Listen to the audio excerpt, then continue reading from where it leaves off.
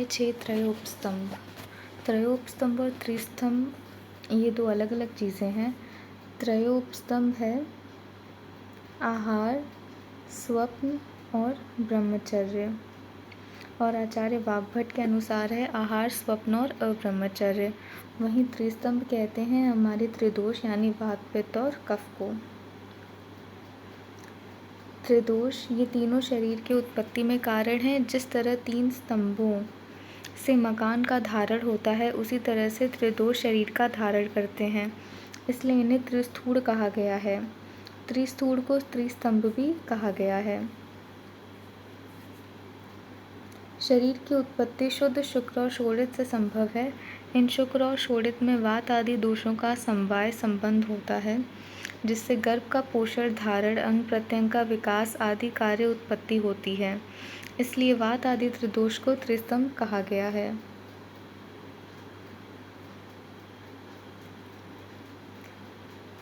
आहार, शयन अर्थात निद्रा और ब्रह्मचर्य इन तीनों को उपस्तंभ कहा गया है। यहाँ उपस्तंभ का अर्थ चक्रपाणी के अनुसार जो प्रधान स्तंभ अर्थात वात आदि दोषों के समीप रहकर शरीर का धारण करता है उसे उपस्तंभ कहा गया है। उपस्तंभ का महत्व।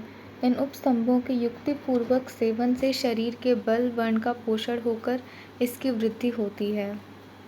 इन उपस्तंभों में आहार को प्रमुख स्थान दिया गया है।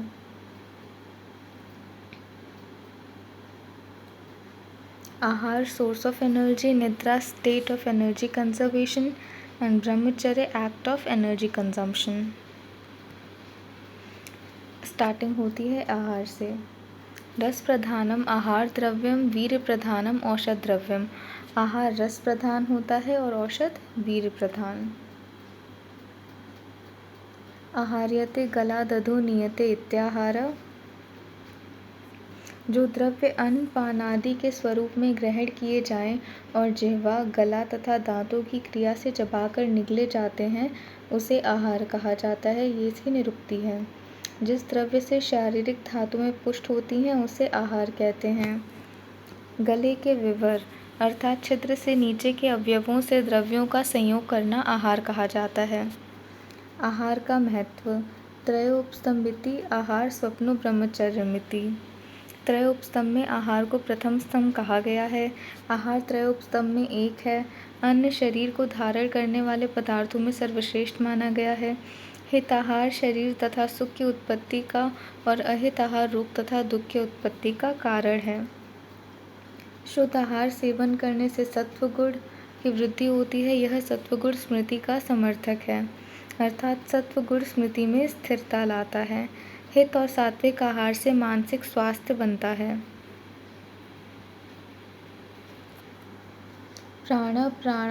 प्राणभृतामन्नम लोको अभिधावति, वर्ण प्रसाद सौस्वर्यम जीवितम प्रतिभा सुखम।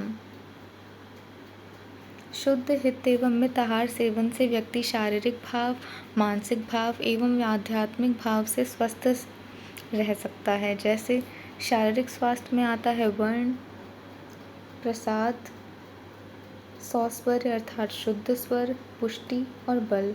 मानसिक स्वास्थ्य में आता है मेधा, प्रतिभा, सुख, जीवित और तुष्टि।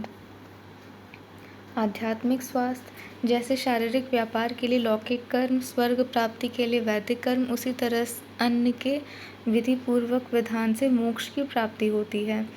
अर्थात पथ्य आहार सेवन करने वाले रोगियों को औषधियों का उपयोग आवश्यक नहीं होता। उसी तरह जो रोगी पथ्य आहार का सेवन नहीं करता उनमें उचित औषधि भी निष्फल हो जाती है।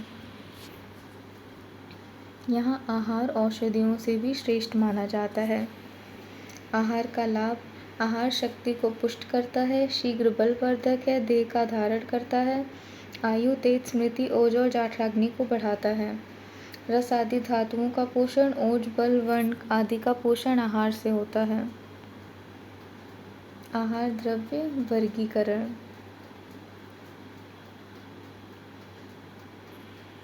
आहारत्व गुण से आहार एक प्रकार का है। अर्थभेद से आहार।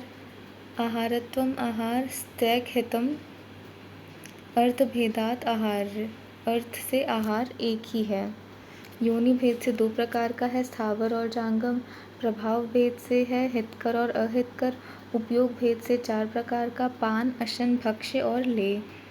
षड्विहार भाव, प्रकोष्ठ और शारंगधर के अनुसार भक्ष्य, भोज्य, पेय, लेय, चोष्य और च्वर्य।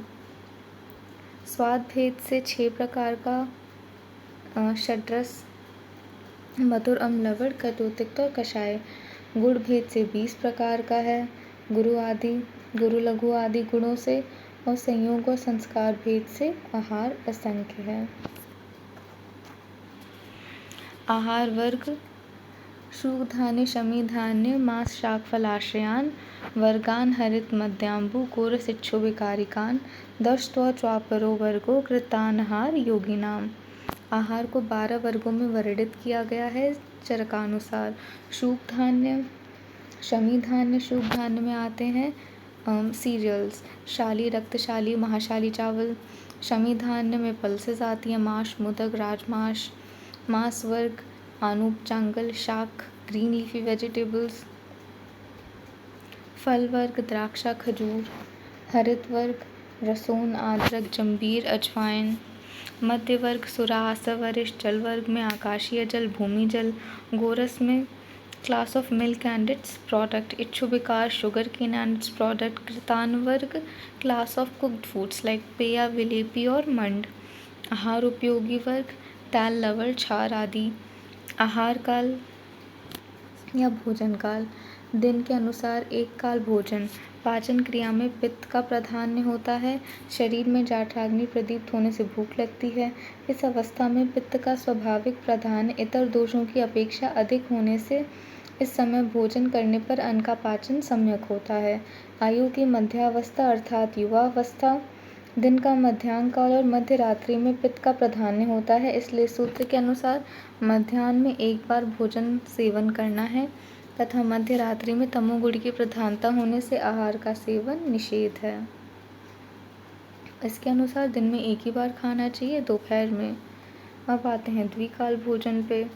स्वस्थ व्यक्ति को सायंकाल तथा प्रातः काल भोजन करना चाहिए, बीच बीच में भोजन न करें। मध्य रात्रि को अधिक भूख लगने पर ही आहार सेवन करना चाहिए। हेमंत, शिशिर आदि में रात लंबी होने से प्रातः काल भोजन करना चाहिए। ग्रीष्म प्रावृत में दिन लंबे होने से अपराह्न में भोजन सेवन करना चाहिए।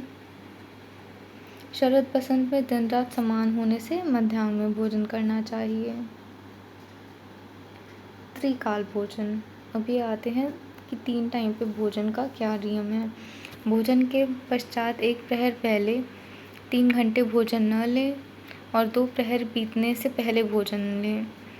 6 AM शय्या त्यागने के बाद 2 याम 12 PM 12 PM से पहले भोजन लेना चाहिए।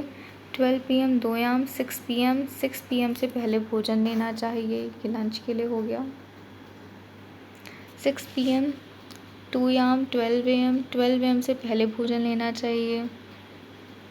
और रात्रि तम प्रभाव होने से अग्निमंद रहता है। जब शरीर में दोषों की अवस्था का दिन रात तथा ऋतु अनुसार पता न चले तो जीर्णाहार लक्षण देखकर आहार का सेवन करना चाहिए।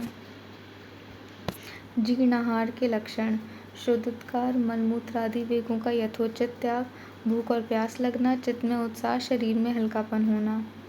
अकाल भोजन से हानियाँ: भोजन के समय का उल्लेख करते हुए समय बताया गया है कि 1 प्रहर के पहले भोजन न करें और भोजन के लिए 2 प्रहर न बीतने दें।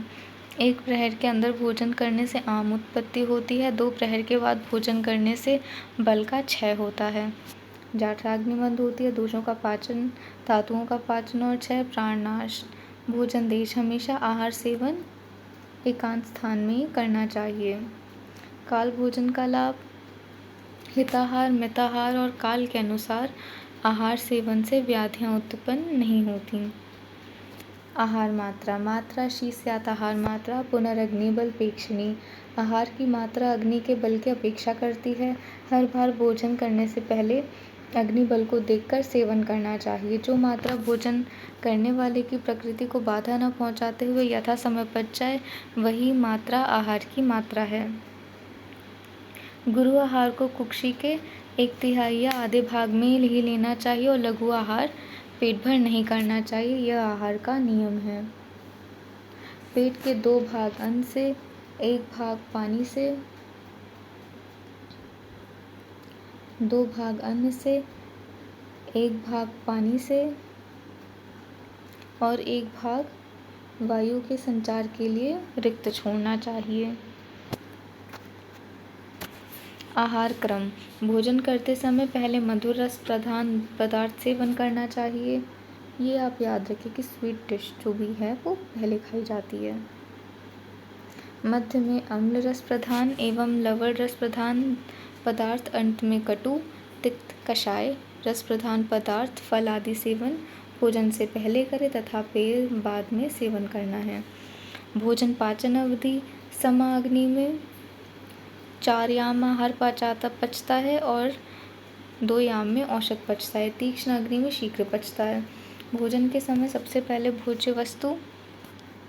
भोजन के समय सबसे पहले सदा नमक और अदरक भक्षण करना हितकारी है, क्योंकि वह अग्नि दीपन करने वाला, रुचिकारक, जिह्वा और कंठ का शोधन करने वाला होता है।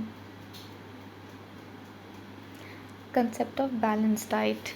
Balanced diet is one which provides all the nutrients required in amounts and proper proportions, achieved by blending the 4 basic food groups.